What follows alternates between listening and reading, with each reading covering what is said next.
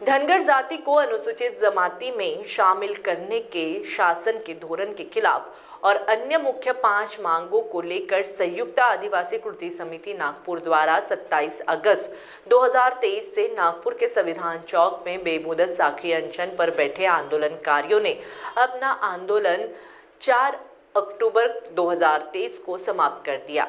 आदिवासी विकास मंत्री महाराष्ट्र राज्य विजय कुमार गावित ने आज नागपुर के संविधान चौक में आंदोलनकारियों को भेंट कर उनकी विभिन्न मांगों पर दिए आश्वासन की लिखित में पूर्ति की है, जिसके बाद संयुक्त आदिवासी कृति समिति की ओर से आंदोलन को विराम लगाया गया। अब दिए गए आश्वासनों की लिखित पूर्ति के बाद देखना ये होगा कि इस संबंध में आगे क्या कार्रवाई की जाती है। संयुक्त आदिवासी कृति समिति के ओर से 27 तारीख से एक बेमुदत अनशन चालू था। आज उसका 8वां दिन था और आज प्रशासन की ओर से आदिवासी विकास मंत्री महाराष्ट्र राज्य के डॉक्टर विजय कुमार गावित इन्होंने आज इस आंदोलन स्थल में भेंट की।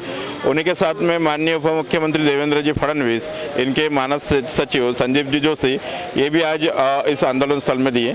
जो प्रमुख 5 डिमांड थी कि धनगर सहित कोई भी जाति को अनुसूचित जनजाति में शामिल नहीं किया जाना चाहिए।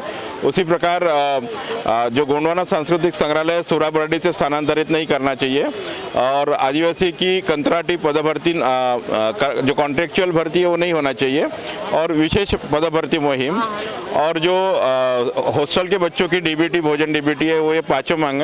आज माननीय मंत्री महोदय ने ये 5 मांगों को यहाँ सभी जनता के सामने में उनका समर्थन करते हुए ये जल्दी ही पूरी करने का आश्वासन दिया और साथ ही में अभी उसका एक लिखित आश्वासन भी वो इस वक्त थोड़ी देर में यहाँ लाके देने वाले हैं। आश्वासन मिलते ही आंदोलन की समाप्ति की जाएगी। मॅम आज जे सर गावित सर आले आहे, आम्हाला आश्वासन दिलं आहे, पण आम्हाला ते लेखी याच्यामध्ये पाहिजे होतं।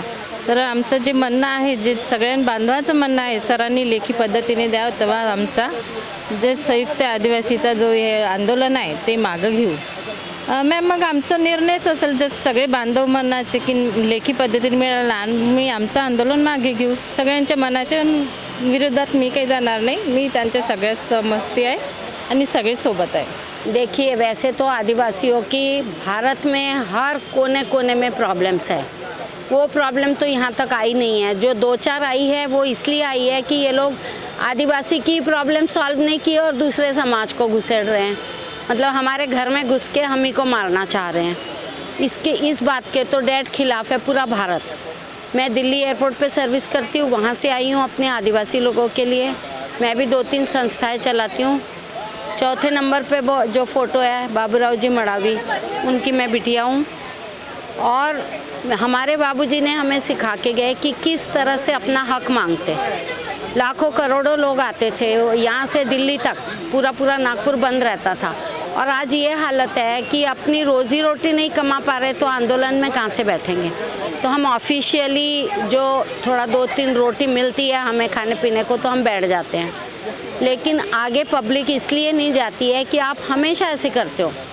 आप टेंट लगाते हो, सब करते हो, पानी भी नहीं पिलाते हमें, हम इधर उधर जाके पीते हैं। तो आप लोग की कोई डिमांड पूरी नहीं होएगी, ये एक्सपेक्टेड है पब्लिक से, आदिवासी लोगों से।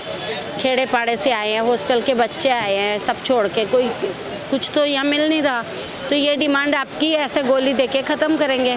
हम जिसके विरोध में जा रहे हैं धनगर लोगों को, उन्होंने 40 दिन का टाइम मांगा, तो 40 दिन में आपको देकर रहूँगा बोल रहा है। शिंदे भी बोल रहे हैं, सीएम साहब भी बोल रहे हैं।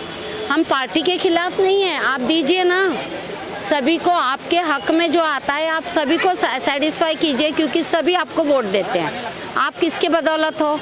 जनता के। 100% में से सर हमारी 80% भारत में आदिवासी लोग हैं, 80%, कोई कम नहीं हुआ। अगर एक भी वोट नहीं दिया तो इनका तो चलेगा ही नहीं मंत्रालय। तो मोदी जी को तो समझना चाहिए, उनकी मम्मी 97 ईयर्स ओल्ड होके गुजरी है ना। हिंदुस्तान पाकिस्तान अलग नहीं था। जब हम लोग आज़ाद हुए तो किस लिए आज़ाद हुए? आप लोग कांग्रेस को दोष देते हो। मांगे पूरी होएगी तो और बहुत सारी डालेंगे मांगे, लेकिन ये मांगे इन लोग नहीं करेंगे पूरी। 3 महीने में इलेक्शन है। गावित साहब को बोल के भेजा, विक्रम बेताल की कहानी चल रही सर।